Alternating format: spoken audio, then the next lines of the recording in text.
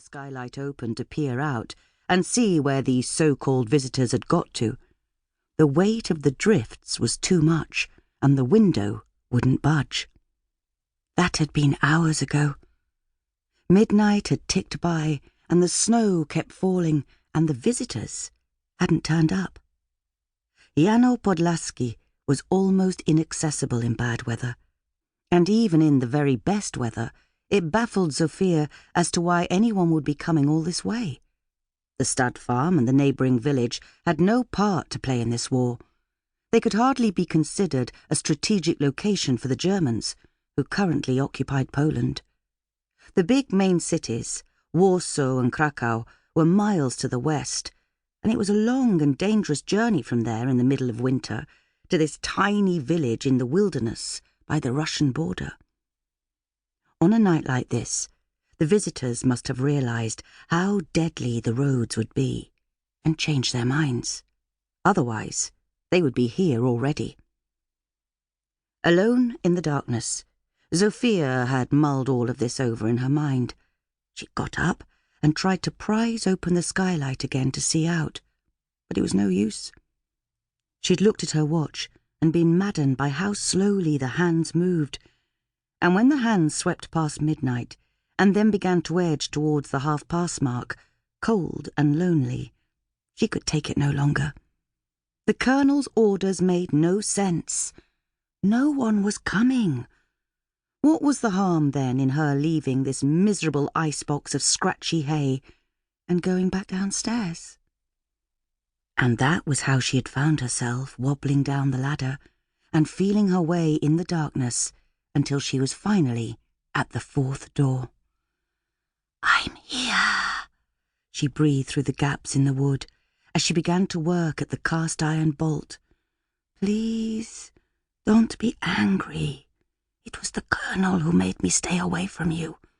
But now I've come." The iron bolt protested as she tried to work the door open. Zofia's delicate hand struggled to take a grip. She twisted her fingers round the nub of the shank, pulling with all her strength, until finally the bolt was released with a dull thud. She was inside the stall now, and so completely cloaked in darkness she couldn't see her own hand in front of her face, let alone the shadowy form that moved around her in the stall, fretting and stamping. "Where are you?" she hissed. She tried to follow the sound of him as he circled her.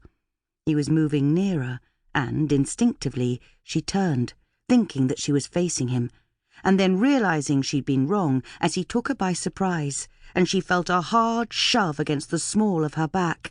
"Hey!" The blow pushed her off balance, so that she fell forward into the straw on the stable floor. She still couldn't see him in the dark, but she felt his presence standing above her. "That is not funny," Zofia hissed. "I'm cold and tired, and I'm not in the mood for your humour." There was a soft nicker from the horse, and Zofia immediately felt bad for snapping at him. He'd only been playing, and she hadn't meant it. She'd just been caught off guard was all. "I know," she softened her tone. "I missed you too. It's freezing in that hayloft." In the blackness that cloaked them, even without her eyes, Zofia still knew by heart every groove and sinew of his body. The way the bloom of his dapples made concentric shadows against his dove-grey coat, and his soot-black stockings perfectly defined his graceful, slender legs. Prince had just turned 7, an age when there was still a smoky darkness to his colouring. Zofia was saddened to think that the pretty dapples would fade away completely in the years to come. That was how it was with horses, and she recalled how his father had been pure white in the end. His mother, whom Prince resembled in different ways, had been a blood-red bay, and everyone had wondered what sort of foal the pairing would produce. Prince had been their first and only son, and when he was born, he'd been jet black. As he'd matured into a young colt, though, his black coat had become flecked with white, and he'd seemed to grow lighter by the day, so that as a yearling he was steel grey. Then the dapples emerged,